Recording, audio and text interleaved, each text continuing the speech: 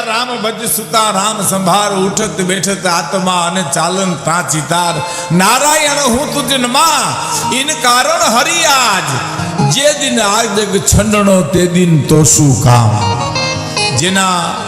જેનું ગાન પરમ પૂજ્ય નામ સ્વામીએ બહુ કર્યું સંતવાણીમાં સાહેબ અમારા મહાત્મા ઈશ્વરદાસજી ઈશ્વરાસો પરમેશ્વરા એનો આ હરિરસ ગ્રંથ આજે હરિરસની પણ વાત આજે કરી છે સંતવાણી અને હરિરસ એનો આ દુહો ભાઈ દેવરાજભાઈ કીધો મારે આપને એક નાનકડો પ્રસંગ કહીને આગળ જવું છે ભાગ્ય બડા તો રામ ભજ બખત બડા કછુ દે સમય મળ્યો છે તો કોકને કંઈક દે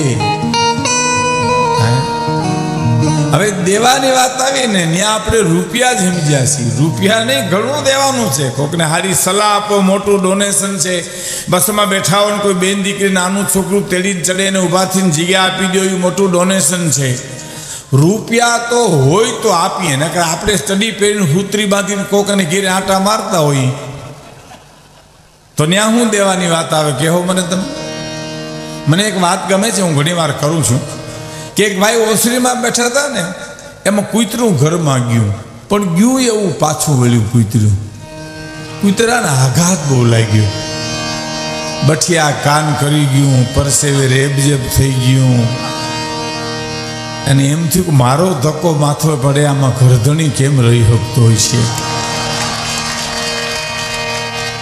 એટલે બઠિયા કાન કરી ગયું ને આમ ગરદણી ઓહરીને કોઈને બેઠો તો એને આમ હું જોયું એટલે ગરદણી કે કા જાને કાંઈક હોય તો અમે ન જઈએ અમે અમથા 3 દી બણેણીને બહાર નીકળી ગયા છું ધોળે દી નથી જડતું એમાં અમને નથી જડતું તને ક્યાંથી ચડે ત્યાં હું મળે કયો જી પણ દેવાની વાત માત્ર રૂપિયાની મિત્રો હોય ભલે દુઃખ મેરું સરીખું તો રજીએ નોના મને થાવા દેજે પણ રજ સરીખું દુઃખ જોઈ બી જાનું મને રોવા ને બે આંસુ દેજે હે જગજનની હે જગદંબા માત ભવાની મને શરણે આંસુ તો હોય કે નહીં આ દેશ આંસુનો દેશ છે આ દેશની આંસુની હૃદયની કરુણાને મારે એક વાત કરવી છે આગળ ઉપર પણ એની પહેલા ભાઈ બડા તો રામ ભાજી માણસ મળ્યો છે મનુષ્ય દેહ મળ્યો છે તો જ ભગવાનનું સ્મરણ કરી શકાય ભાગ્ય બડા તો રામ ભજી બખત બડા કછુ દે અકલ બડી તો ઉપકાર કર્યા દેહ ધર્યા ફળ એનો એક પ્રસંગ સાંભળજો રાજા સાહેબમાં સ્વામીજી એક નર્તકી નૃત્ય કરે છે રાજાને સામે એ નૃત્ય કરતી જાય અને નૃત્યાંગના નૃત્ય કરતી કરતી જ્યારે રાજાને સામે જુએ ને ત્યારે એને હસવું આવે હસવું એટલા માટે આવતું હતું કે રાજા કદરૂપાઈની પરાકાષ્ઠા હતા વહરાઈનું વાદળું હતા રાજા હતા પણ સાંભળી લેજો મિત્રો અહીં બહુ મોટી વાત છે વાત બહુ નાની હોય એક જણાને એટલું કીધું તું તમે સમજદાર છો એટલે કે હા કે તો તમે દુઃખી છો સમજણ છે ને દુઃખ છે બાકી નાથવરણો કાઢ નાખ્યો એને હું લેવા દેવા છે પણ હું કોનો દીકરો છું મારો ગુરુ કોણ છે હું કોનો ચેલો છું મારો પ્રદેશ કોણ છે હું કોનો ભાણેજ છું પોતાના પરિયા તણા નેવળ પગમાં ન હોય એ કુળ હીરાને કોઈ કાઉ ઠબકો કલ્યાણ મળશે રાજા હતા કદરૂપા હતા વહરા એનું વાદળું હતા પણ હતા રાજા ભગવાને ગીતામાં કીધું અર્જુન રાજા એ હું છું અને રાજા સાહેબના હું પ્રસંગ તમને કહેવા બેહું તો એક પણ રાજા ખરાબ નહોતો સાહેબ રાજાના પાસવાનો ખરાબ હતા રાજા ખુદ ખરાબ નહોતા એની આજુબાજુ ચા કરતા કિતલીઓ બહુ ગરમ હતી સાહેબ બાકી રાજા તો રાજા હતા એને આપણે પ્રસંગ કહેશું પછી પણ કદરૂપા હતા વહરાઈનું વાદળું હતા નર્તકી એના સામે જોવે ને હસવું આવે રાજા જોવે હા રાજા હતા હું એની વચ્ચે એક વાત કીધું મહારાજા જનકની કચેરીમાં સ્વામીજી જ્યારે અષ્ટવક્ર આવ્યા ને બે જા બાપા હા અષ્ટવક્ર આવ્યા ને એટલે બધા મંડ્યા દાંત કાઢવા. મહારાજા જનકની સભામાં બેઠેલા બધા સભાસદો દાંત માંડ્યા કાઢવા. અષ્ટવક્ર જ્યારે આવ્યા એટલે એ દાંત કાઢતા જોઈને અષ્ટવક્રે 3 ગણા દાંત કાઢ્યા સાહેબ. એવું હસવું આવ્યું. પછી મહારાજા જનક પૂછે છે કે ગુરુદેવ, આ સભાસદો કચેરીમાં બેઠા એ દાંત કાઢે છે એની તો મને ખબર છે કે તમારા 8 અંગ વાંકા છે ને તમારો દેહ જોઈને દાંત કાઢે છે, પણ તમે શેના દાંત કાઢો છો? મને તારા દાંત આવે. જનક રાજાને કહ્યું કે મારા શું દાંત આવે? કે તું ચમારોની સભા પરી અને સત્યનો નિર્ણય કરવા બેઠો છો સાહેબ. ચમારોની સભા ભરી અને સત્યનો નિર્ણય કરવા બેઠો. ચામડા નક્કી કરે એ તો ચમારો કહેવાય. અંદરની જ્યોત કેવી છે એની ખૂબી છે સાહેબ. અંદર કોણ છે? એમ રાજા હતા કદરૂપા, વહરા હતા રાજા. એ નર્તકી હસવું આવે જોવે બરાબર. મને જોઈને દાંત કાઢે. 1 વાર 2 વાર 3 વાર કાર્યક્રમ પૂરો થયો. રાજમહેલમાં રાજા ગયા. નર્તકી એને ઉતારે ગઈ. પાછળથી માણસને કીધું નર્તકીને કહો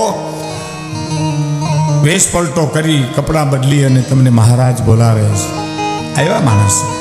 નર્તકીને કીધું કે આપ પહેરવેશ બદલી લ્યો, આપને બોલાવે છે. નર્તકીને ધ્રુજ છૂટી ગયો. ઓહો, મારી ભૂલ થઈ છે, નાચવામાં ભૂલ થઈ છે, ગાવામાં ભૂલ થઈ છે, મને શું કામ બોલાવતા છે? એટલે પોતે પોતાના સાદા કપડાં પહેરી આમ જા કાટ પગથિયા પહેરી અને કચેરીમાં બેઠેલા મહારાજને સામે નર્તકી ઊભી રહી, પણ ધ્રુજતી હતી સાહેબ. અને રાજાએ શું અભય વચન આપી દીધું, બેટા દીકરી અહીંયા આવો. જોયું, આનું નામ અભય વચન કહેવાય સાહેબ. આ શબ્દો ઉપર જ નર્તકીને ખબર પડી કે મને દીકરી બેન કીધી, એટલે હવે ગમે એવું ગુનો હશે તો કાંઈ કહેશે નહીં. આવો બેટા, નજીક આવો. નર્તકી નજીક આવી. રાજા પૂછે છે નર્તકીને, તમને હસવું કેમ આવતું હતું? ના મહારાજ, અમસ્તું હતું. ના ના ના, મને વાત કરો. મારા હામું જોઈને તમને દાંત આવતા હતા.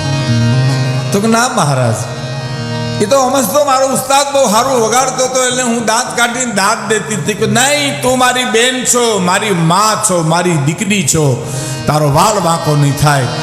તને જે હસવું આવ્યું હોય તું મને કહે, મારું અભય વચન છે તને. અને નર્તકી બોલે છે, મહારાજ અભય વચન આપ્યું છે, દીકરી કીધી છે, બેન કીધી, માં કીધી, તો હવે ખુલ્લી વાત કરો. બોલો, કરો બેટા. મહારાજ, નૃત્ય કરતા કરતા મને હસવું આવતું હતું. તમારા સામું જોતી હતી ત્યારે મને એમ થયું કે મહારાજ, આ રૂપની હરાજી થઈ હતી, તમે ક્યાં ગયા હતા? આ રૂપની હરાજી થઈ તઈ તમે ક્યાં ગયા હતા? અને મહારાજ જવાબ આપે, સાચી વાત છે બેટા, પણ રૂપની અને ભાગ્યની હરાજી હારોહાર હતી.